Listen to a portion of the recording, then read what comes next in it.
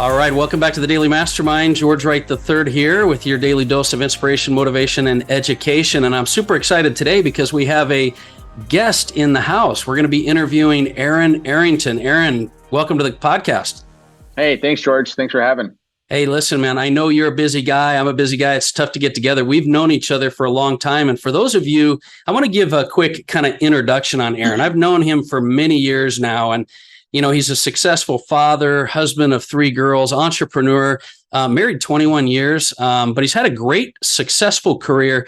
It actually started out, just so everybody has a frame of reference, it started out as a coach and mentor in the stock and options investing arena, but you shifted back in 2008 to a pretty successful career in real estate.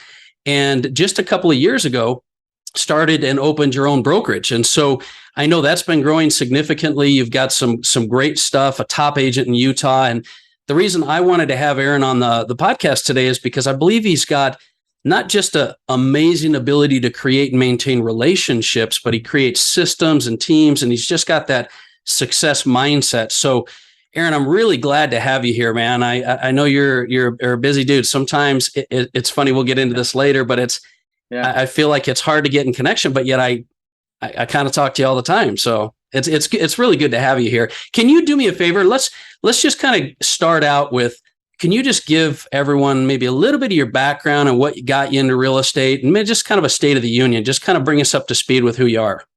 Yeah, absolutely.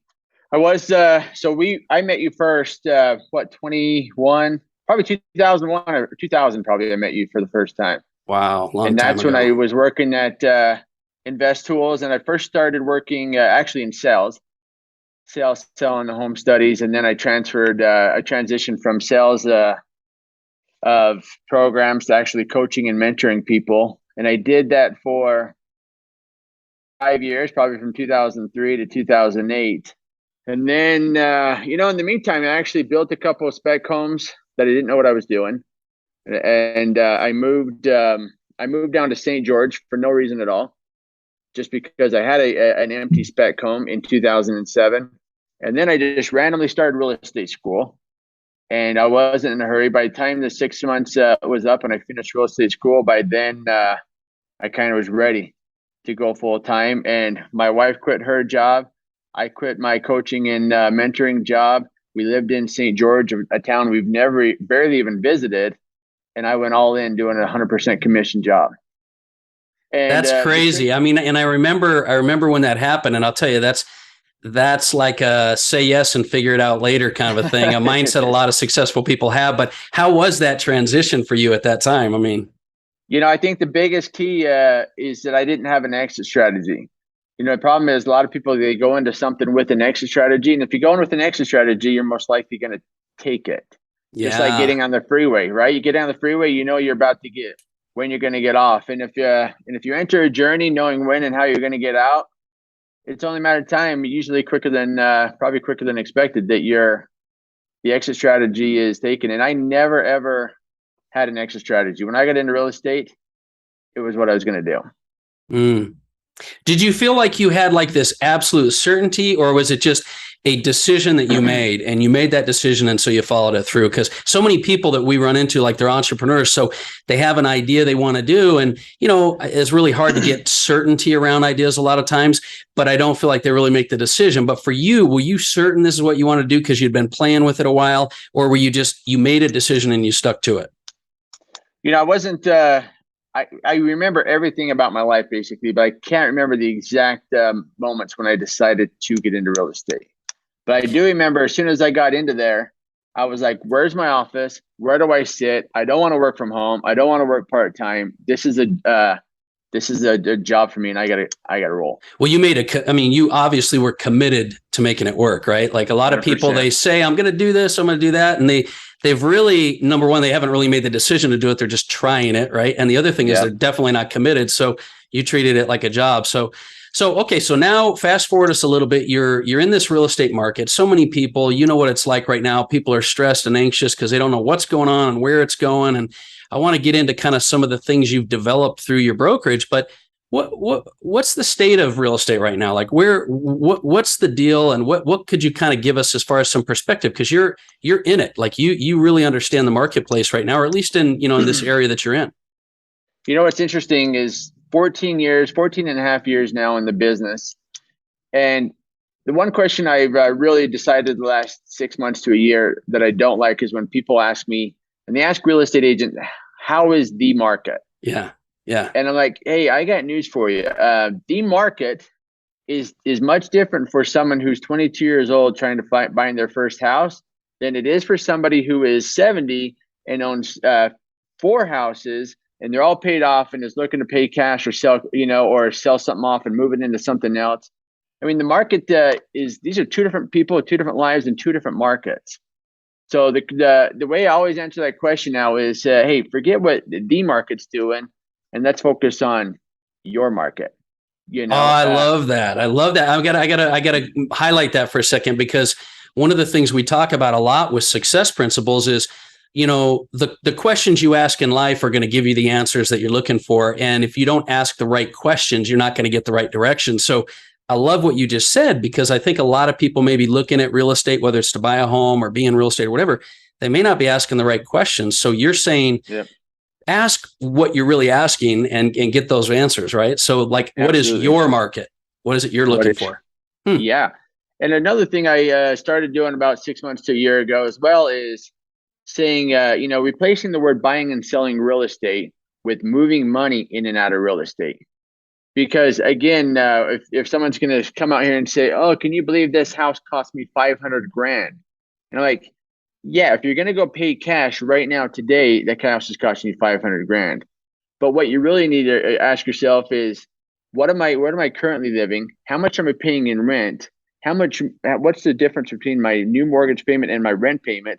And if that difference is $380, what that $500,000 house is costing you is $380 a month, because you're already paying that. So you're either moving money into real estate or you're moving it out, but it's not. You just have to see things differently. No, you made a really, really good point there, because so people that are in real estate or around real estate or whatever, how they view it. And that's the thing I love about you I think it shows your commitment level. The way you view the market is just different than the way other people view it because of your perspective. But you also, you kind of view money. Well, this is so much to break down. We're going to have to get into it. But the way you view money, the way you view customers, the way you view clients, all those kind of things, you have a very unique perspective, and it's one that really serves you when it comes to building and growing your business. So I really like how you said moving money in and out of the market versus people saying, can I make money?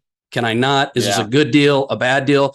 But it's sort of, that's just the way you look at things. And I think that's probably what led you to create some of the systems and stuff you have. But is that something that when you bring it up to individuals, they understand that and they kind of shift their perspective a little?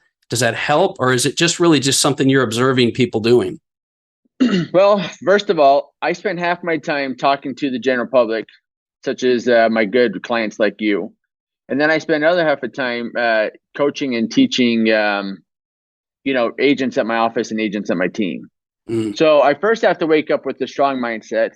I then have to relay that mindset to those on my team. And then I have to relay my mindset to the clients that I work with. So it all starts with me believing that, and then having others believe that. And then, and if others believe it, getting people to believe things is basically the number one goal of sales. Yeah. And so but they have to believe it themselves, and then they relate it to other people. And so half my day is, I'm backtracking a little bit. What I always wanted to be when I was younger is a school teacher. Got it. School teachers didn't, I realized that wasn't going to get me the exact lifestyle that I wanted, because even though I work every day, it's nice to be able to know at 12 o'clock if I want to go golfing, I can. But it also didn't get me the income lifestyle that I wanted. So the reason I built my own brokerage instead of being at one of the biggest brokerages in the world is because I want to use this to build something, and I want to use it to teach people and to use my ideas to help others help others. I really love that, because I'm really glad you brought that up. And it's funny because I'm going to mention the question I asked you the other day when we talked. But so many people view their life and they say, well, what do I want to do? Like, I want to be a school teacher. I want to be a real estate agent. I want to this or that. Instead of asking the question, what do they want their life to be like? And it sounds like that's what you were trying. Look, I know what I want to do, but what do I want my life to be like? I want to have some freedom, flexibility, and things. So it's funny. I'd love for you to just tell them what you told me. So yesterday when we were talking, I said, why did you start your own brokerage? Like, what was the reason for doing it? And I thought you would say something like, make more money, more margin, more percentages. Like there was a strategy behind it. And what did you tell me when you're like, why you started your brokerage? Well, I have so many different answers. Which one did I actually tell you? Well, yeah, well, no, I totally do, because what you said is I just wanted the challenge. I just wanted to, it was something to do. I wanted the challenge. And my point with this, it just shows the success mindset you have. You want to make a difference and an impact, as we kind of elaborate on that, which we'll do in a minute here. But you did it for a reason. You didn't do it for the reason of money. No, you were tired of where you were at. You didn't like the group you were with. I mean, it was for a strategic reason that was really tied more towards your life and impact and making a difference, back to probably why you were saying you wanted to teach, right? That's right. It honestly is about, I wanted to build the systems. I wanted to build a place that me and others would love to be at. And I wanted to make my life, again, money is something. I'm one of those people that believes that money is important, because without money, I've had many sleepless nights without money. Oh yeah, for sure. So you get the money, but then also there's other ways you got to fulfill your life. And yours is you help people through the mastermind, and me, same kind of thing. I'm a big mindset guy and a big believer in helping others, in success through others.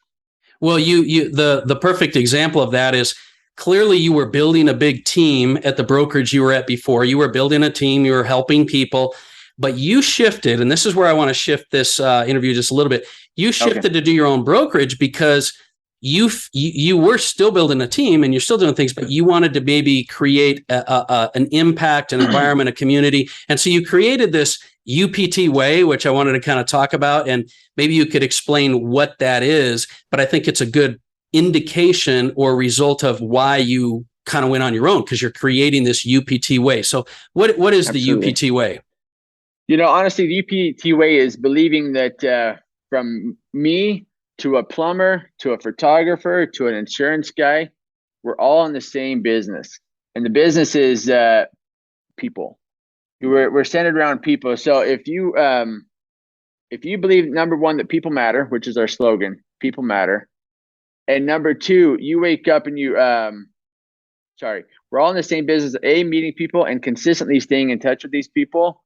Mm-hmm. And if we do this, then it's only a matter of time before those people have a need. And then at that point is when we have different services and different products that me and a plumber and a photographer offer. Right. So you definitely have to have the skill. You have to have the skill to fulfill the need. But the UPT Way starts with believing that we wake up each day not looking for clients. We wake up each day looking for new friends. And wow, there's so much in there. So to unpack a little bit of that, and by the way, for those of you that don't know what UPT stands for, it's Utah Property Team. So he's building, a business, but it's a community, it's a thought, it's a process, it's a way, which is why he's called it UPT Way. But I love what you said, because, one of the big thought leaders that we've worked with, Simon Sinek, wrote a book, Start With Why. And it's a great example of why people that truly have more success and purpose and drive in life, you could take it anywhere from Apple to the Wright brothers to whatever else. They start with the reason behind it, and all the rest come together. Instead of looking at, you had mentioned to me, it's like, we don't look at people as transactions. We look at people as people. People matter. But obviously, look, we all like money. Like, I rank it right up there with oxygen, right? So it's like money makes the world go round, but you got to have a life as well. So this UPT Way, I love that people matter. And so what made you decide, though, to create that? Is it because you wanted to have the culture and community? You wanted to make that impact? Why did you create a thing out of it rather than just saying my business believes in that? Well, number one. Or did it just evolve, Yeah, two things. When I first got my license, a guy said to me, who was my team leader in St. George, he said to me, "You are where you intended to be," which is very. Say that again. Say that one more time. He said, you are where you intended to be. And so from that moment, I knew there were so many ways to get into real estate through new construction, through foreclosures, through short sales, through door knocking, through for sale by owners, through expireds. And I said, you know what? I'm in the long-term game. And I'm just going to, again, I decided long ago, I'm just building my business for the future. Again, because I'm not selling 365 homes a year, which is one a day, but that doesn't mean I can't meet 365 people a day or a year. Yeah. So if you wake up, I think I told you this when we were meeting, but if you wake up each day trying to sell a house, you're more likely going to go to bed disappointed. If you wake up each day trying to add a quality person to your life, you can go to bed a success every single night. And I believe that starting, when I first started out, that's the direction I wanted to go. Wow. So you really just as a note, you really did find a way to be fulfilled in joy and productive in the process rather than the result. Absolutely. So that's huge. I love that. Okay, go ahead. Your second one. I think I forgot the second one. I've totally interrupted you, man. It's my fault. But no, I talk so much sometimes. Why you did the UPT way? I mean, obviously, right. the main reason is because you wanted people help, right? No, you reminded me right there. The second thing is back in 2014, and then again in 2017, I would go to Disneyland and Disney World every couple of years, and I based it off of the Disney experience. The Disney experience is no matter where you're at in Disney or who you're talking to, or whether you're the person picking up garbage, the person giving you your food, the person giving your tickets, they have they're all supposed to have the same attitude and you're deliver the same experience no matter where you are in the park. And I wrote some thing is people go to things like that and they just think about fun. I go to things like that and I think about ways to grow. And I knew I wanted to deliver that same kind of Disney experience. So if a client's working with me or any of the agents at my brokerage, I want them to know, man, I worked. I just felt the UPT way. That's awesome. I think those of you that are listening need to really pay note to this, what he just said. The reason and the motivation and the desire to create the UPT way. I mean, this idea that you are where you intended to be and to be able to create that process and fulfillment of where you are and how you're doing it can happen however you want, but to create the experience, right? It's not just the experience for you, but for your client, for your employees, for your partners, and for your life, right? That's awesome. Would you say that everybody that, comes along kind of maybe related to your company adopt that, or are there certain people that kind of adopt that and others that just, they can't grasp it, and that's okay because you're trying to create that environment for the right people in your company, your company as a business owner, right? I'm asking you as a business owner now. Absolutely. Not every agent who comes in contact buys in fully. Not every assistant who comes in contact with us buys in, and honestly, not every client. I'd be silly to sit up here and say that 100% of our clients feel the UPT way and we keep them. We don't. Just sometimes things don't work out, and without pain sometimes, and without losing people, and without going through the bad days, how can you really, really appreciate the good days and the good clients? That's true. That's true. And but you give that same principle that I love to hear over and over, and that is that you're not trying to please everybody. You have a why, you have a reason, you have a process you're trying to do, and the right people will come along. You're not just trying to, because I mean, we all know agents, brokers, salespeople, whatever, that they'll say anything and everything to whoever just to kind of appease them, but they're really not creating any long-term impact because they're just selling, which is why a lot of people have bad rep for sales, right? Yeah.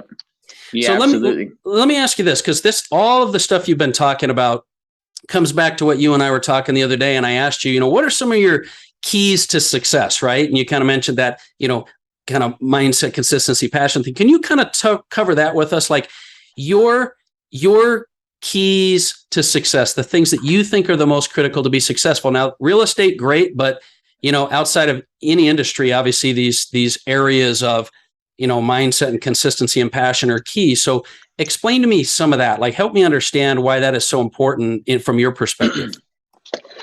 Good question. I think actually those three things are the most important to me: mindset, consistency, and passion. But those three things are also the three hardest things to coach.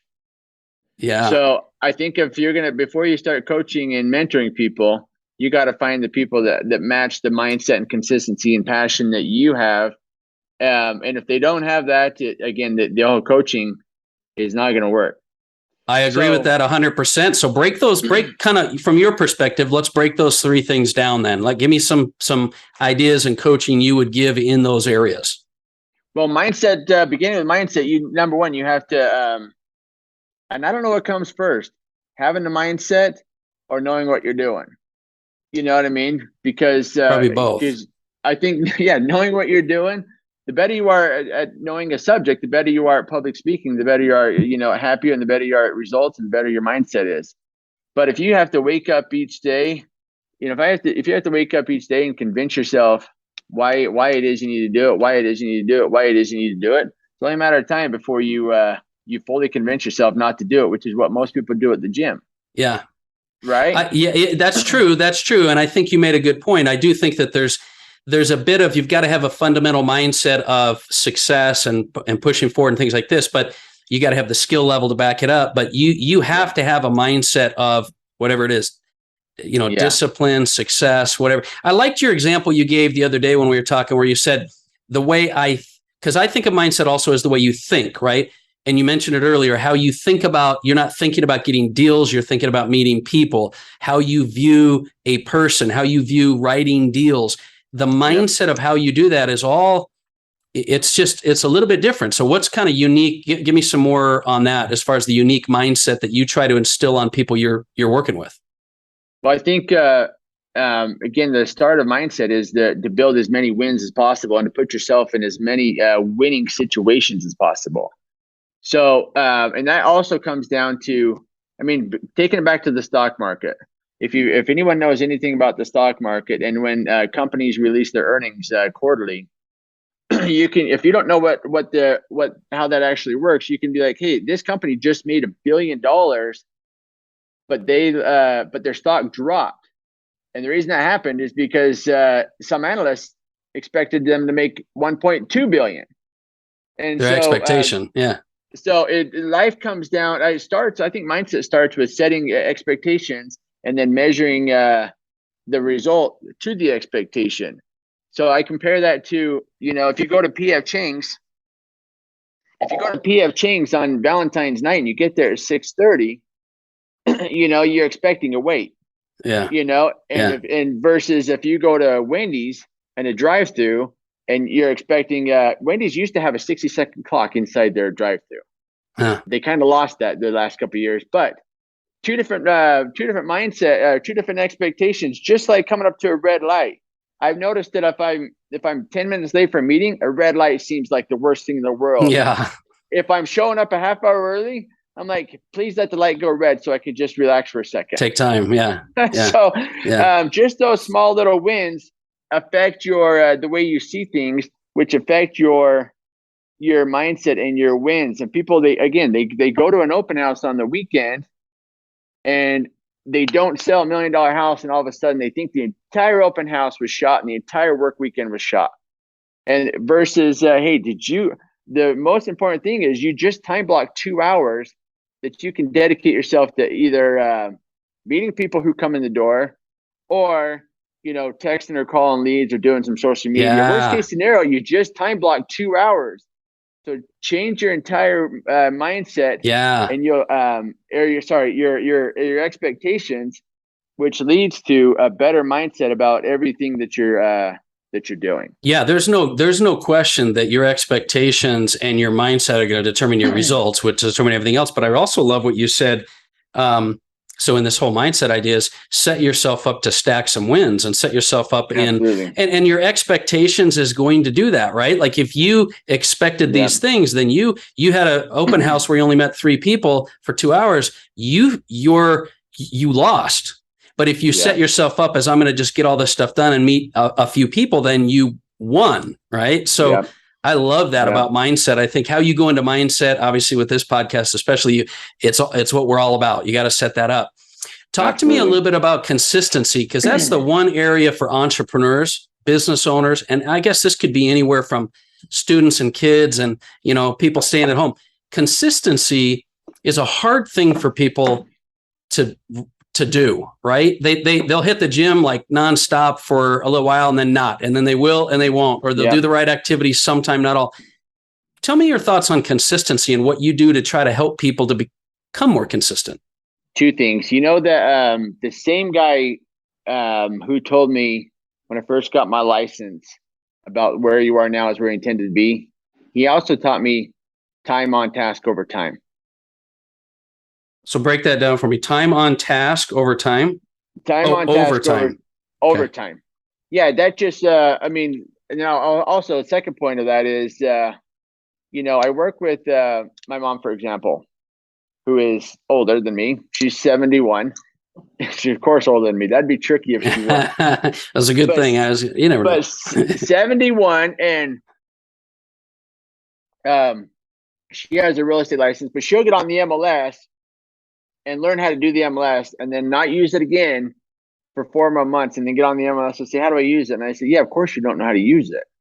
You know what I mean? Consistent. So yeah. I think it just comes down to if you're not doing the same thing or the things you want to do like over and over and over again, you have to teach yourself how to do it over and over again. And that comes back to if you don't have to teach yourself why over and over, and then you don't have to teach yourself how over and over, then you could just wake up with okay, I'm going to do. Yeah. You know what I mean? Yeah. You master the why, you master the how, you focus on the do.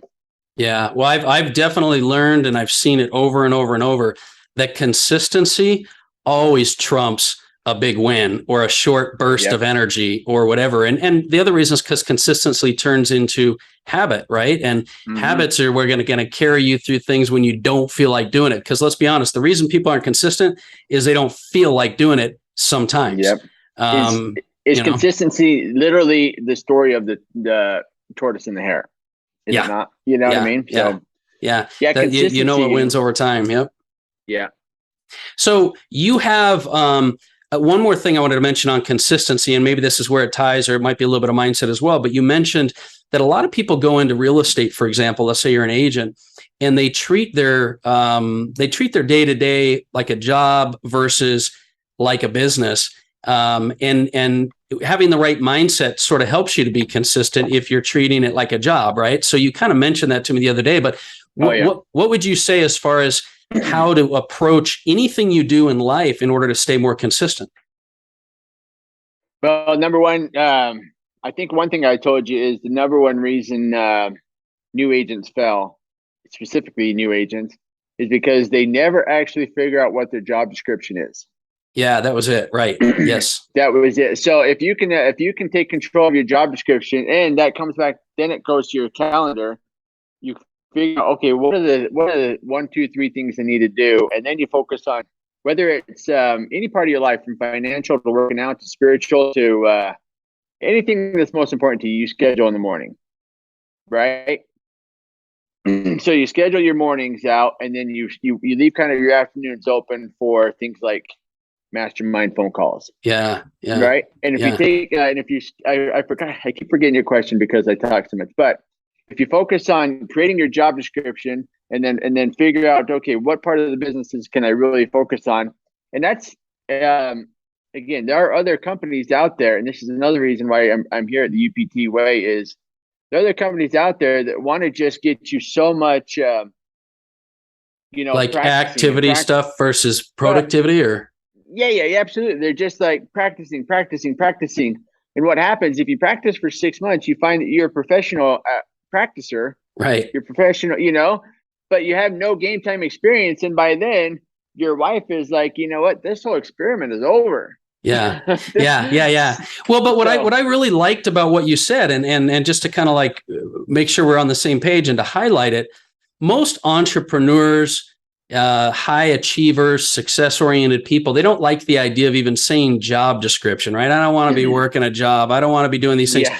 what I thought was unique about what you said and why I thought this is a great key principle, success leaves clues, is that when you approach things from a job description, it gives you structure, which definitely leads straight to consistency. And it's why you and some people are more consistent. It's not because you feel like you want to have a job. If anything, it's the opposite. You want freedom. Yeah. But to get to freedom, you have to go past consistency. And the best way to be consistent, like you said, is right. Look, you could be doing anything from insurance, car sales, teaching, whatever. But if you proactively identify your job description, you're going to execute, right? So that's what I really loved when you said that, because I thought, oh man, this is the last guy that really has a job. But you look at it from that perspective, right? Absolutely. And I'm going to tell you two things that people come in and they say, oh, I don't like scripts. I don't like this. I don't like that. And I'm like, first of all, if you, whether you're using a script that somebody else created or you just build your own script, which is just saying the same thing different days. Can you still hear me? Yeah. Yep. Okay. I never know. Did you lose one out? It sound good. Keep going. Okay. But what I'm saying is you eventually use scripts and they're like, oh, I don't want to sound scripted. And I said, let me tell you who uses scripts in the world. Number one, surgeons. Number two, Tom Cruise. I said, just basically some of the most wealthy people in the world use scripts, my friend. And all a script is just all a script is just believing something internally, but internalizing it and using it over and over. So that when people have when a conversation comes up or a situation comes up, or you're talking to somebody at the family unit about what the market's doing or what their market's doing, you shouldn't have to think so hard. Because you have these scripts. And then also what I tell people about, flexibility and freedom, a job description. I said, hey, there's when someone comes in and I can ask 10 people in a room, brand new agents. I say, tell me why you got into real estate. And if your number one answer is not money, you're dead. And if your number one answer is, I could tell the first one who said money was going to be a success. And the first one who said flexibility I said, just do yourself a favor and just leave right now, because there's two types of flexibility. There's the flexibility of the homeless guy in downtown Salt Lake who just doesn't have any bills at all.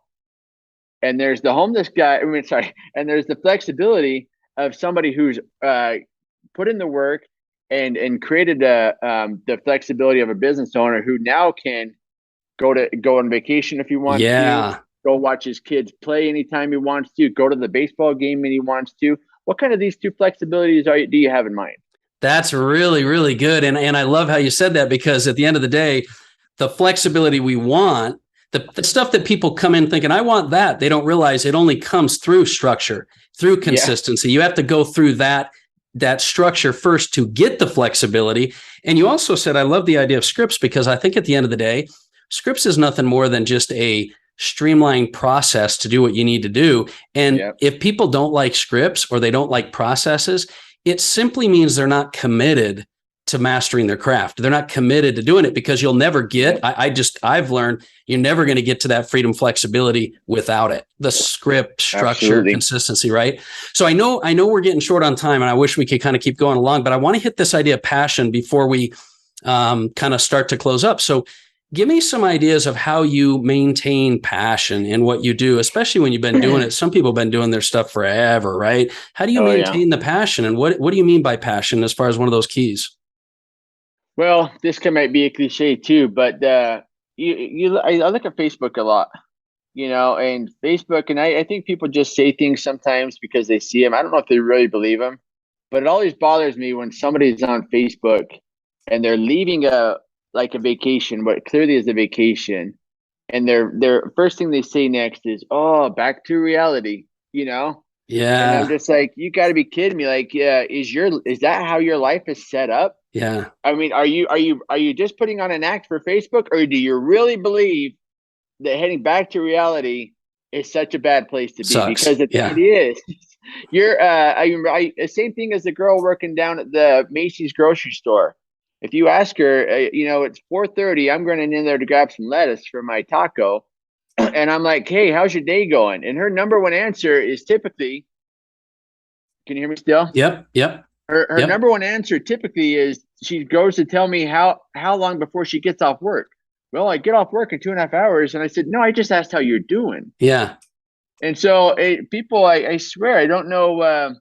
When you find the passion, which becomes a way of life, then man, you can avoid living for the weekend. You avoid living for the night, and you avoid dreading coming home on vacation. I mean, some of us dread going on vacation because we're so passionate about our life. Yeah, no, that's huge. But you've kind of made that consistent message all the way through. It's like you make the process fun, make your objective be something that's fulfilling, not just an end result.